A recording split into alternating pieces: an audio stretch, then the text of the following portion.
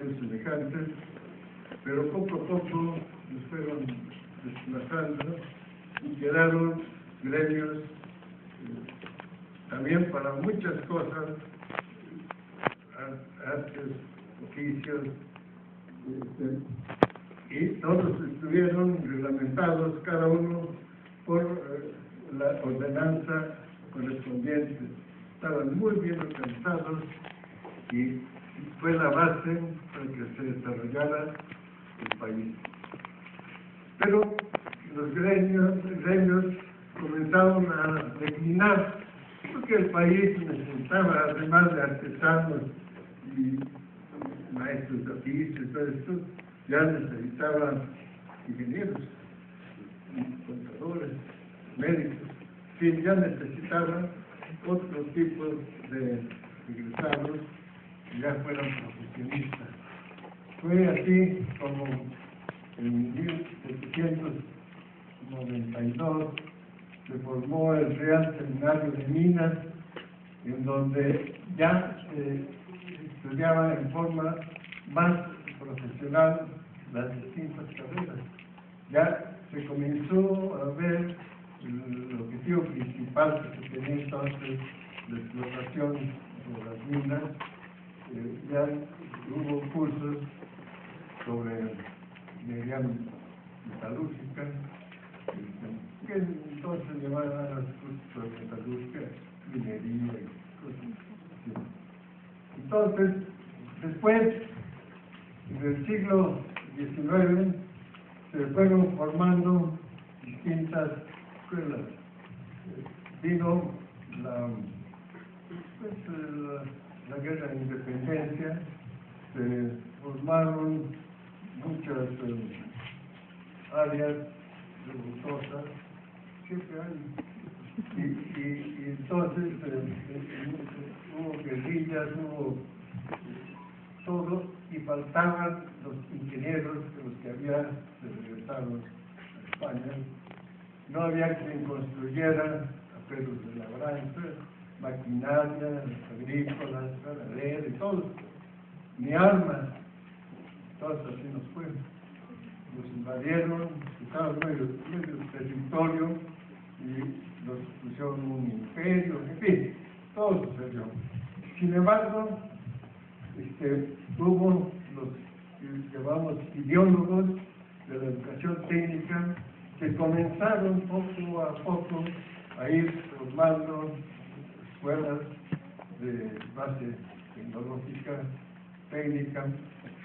Todo fue en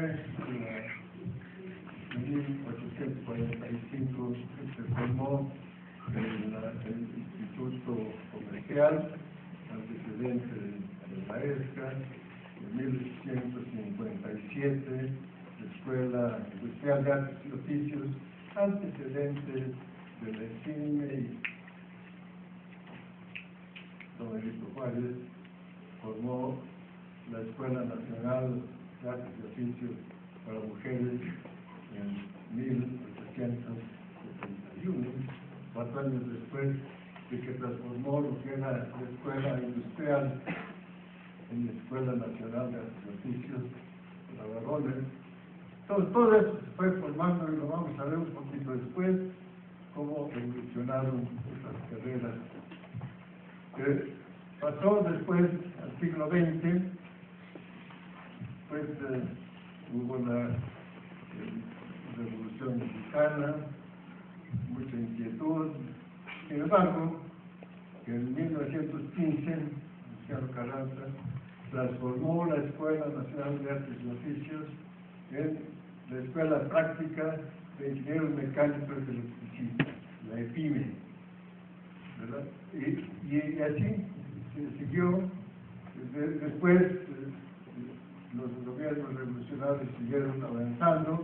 En 1921 se formó la Secretaría de Educación Pública, José Vasconcelos el primer secretario, y Melecín Hostos era el director de la enseñanza técnica, que después se transformó en un departamento, que en esa época un departamento era más que la dirección, y técnica comercial y comercial, que tuvo mucha importancia para la formación del Politécnico. Bien. En 1932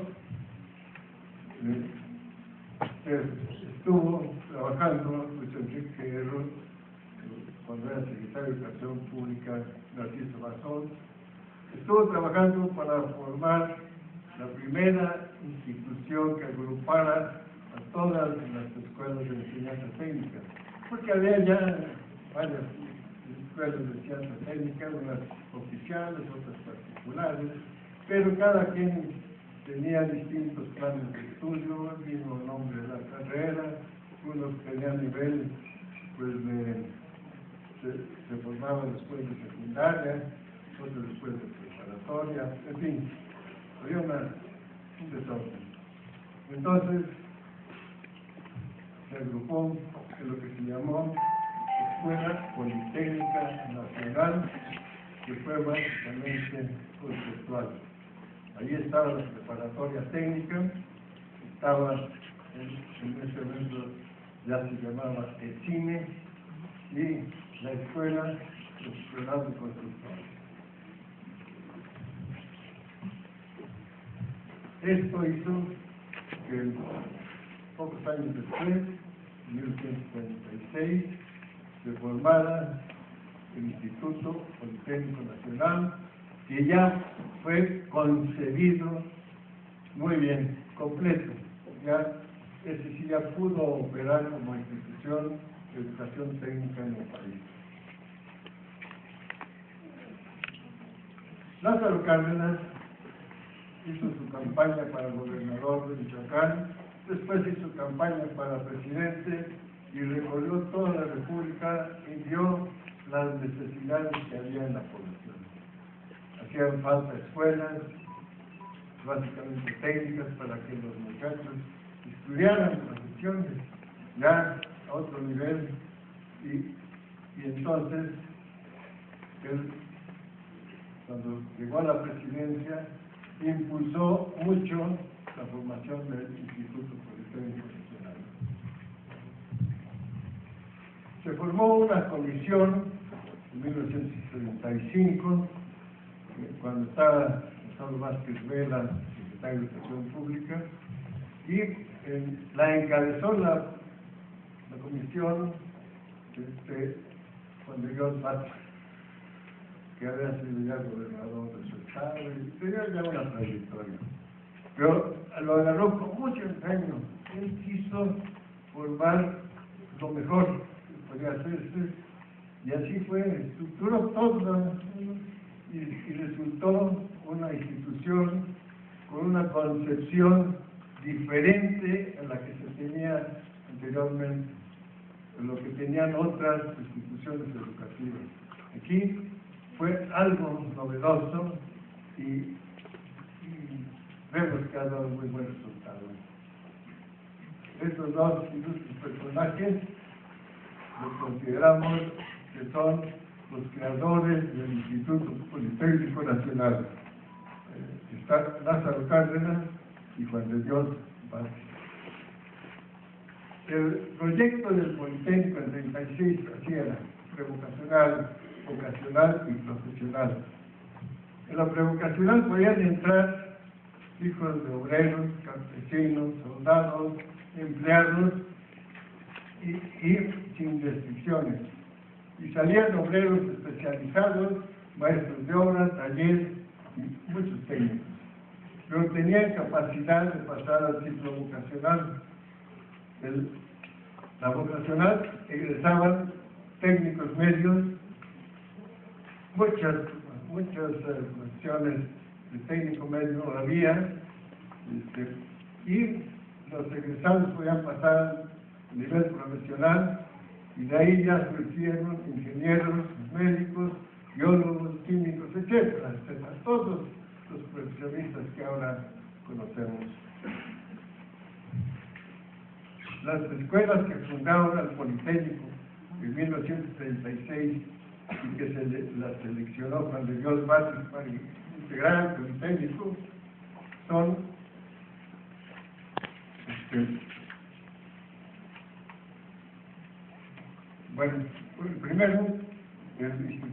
comercial que fue evolucionando con el tiempo, como ya vimos, se formó en 1845 y en 1890 adquirió el nombre de Escuela Superior de Comercio y Administración y con este nombre entró al Politécnico en 1936. Después, la Escuela Industrial de Artes y Oficios se fundó en 1857, Benito Juárez la transformó en Nacional en 1867, luego fue evolucionando a EPIME, EIME, y en 32 ya tomó el nombre de ESIME, Escuela Superior de Ingeniería Mecánica y Eléctrica, y con este título entró al Politécnico en 36. Tenemos la Escuela Nacional de Medicina Homeopática, que se fundó en 1889 y con un decreto de don Porfirio Díaz en 1895 ya se creó la Escuela Nacional de Medicina Homeopática y esta ha tenido pocos cambios en nombre y después fue Escuela Superior de Medicina Homeopática y con este título entró al Politécnico. Por otro lado, la Escuela Nacional Técnica de Maestros Constructores, que se formó en 1922, pasó a ser Escuela Superior de Construcción en 1932 y con este nombre entró a formar parte del Politécnico en 36. La Escuela Federal de Industrias Textiles 1 y 2 entraron al Politécnico y la Escuela de Bacteriología en 1934 se fundó y entró al Politécnico con este título. Estas fueron las escuelas profesionales fundadoras. Estas son las 7 escuelas profesionales, hubo 4 vocacionales, hubo 16 vocacionales, unas provincias y fueron las mayoría 11, que están donde estaban, y las 5 había en el Distrito Federal. Esto fue la base con la que se constituyó el Instituto Politécnico Nacional. Tuvo varias acciones, no hubo un decreto, no se ha encontrado en ningún lado, algunos aseguran que sí hubo, pero se ha buscado y no hubo. Parece que Lázaro Cárdenas pensó que con formarlo era suficiente y echarlo a andar, y no hubo decreto de promoción. Sin embargo, en 36 hubo un informe de Lázaro Cárdenas el 1 de diciembre y ya habló del Instituto Politécnico Nacional y del 5 al 14 de enero se realizó una campaña en todos los periódicos nacionales y con figuras relacionadas con los de esa época, promovieron una campaña de inscripción a las escuelas del Instituto Politécnico Nacional. El 16 de enero hubo ya una inauguración de cursos de las escuelas que formaban el Politécnico y cuando se formó en 36 había esta población estudiantil. Prevocacional 2.548 alumnos. En vocacional 5.356 y profesional 2.348. Es decir, en total había 10.252. Era una población que ahora nos parece poca, pero en esa época fue bastante considerable. En las condiciones, en 1936 dirigió al Politécnico Juan de Dios Mártir, con su cargo de jefe de Departamento de Enseñanza Técnica e Industrial. Y el primer director ya después de él fue Roberto Medellín Hostos, que con el título de jefe del instituto, tomó posición como director general del Consejo. Y así fue, ya en 38, Lázaro Cárdenas publicó el decreto en donde se daba a conocer las carreras que integraban el Politécnico, básicamente le daba ya una calidad definitiva. Sin embargo, pues no había Instituto Politécnico Nacional legalmente. Los directores generales no podían ser directores generales del Instituto Politécnico, y todos los primeros entraron con el título de ingeniero de instituto, no jefe de instituto. Bien, vamos a ver adelante. Desde que se fundó ha habido distintas leyes, reglamentos que lo han estado consolidando. Lo más importante para nosotros es la primera ley orgánica en 1949, la segunda en 1956, la tercera en 1974 y la que nos gobierna actualmente es de diciembre de 1981. Estas son lo que está gobernando el instituto desde sus inicios.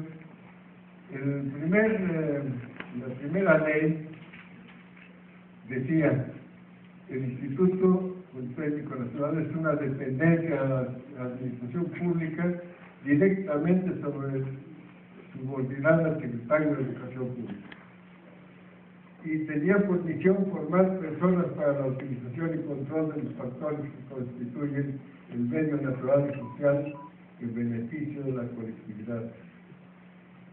Designación de autoridades, esto sí, así está establecido, todas las designaba el secretario de Educación Pública, desde el director general hasta los directores de coordinación.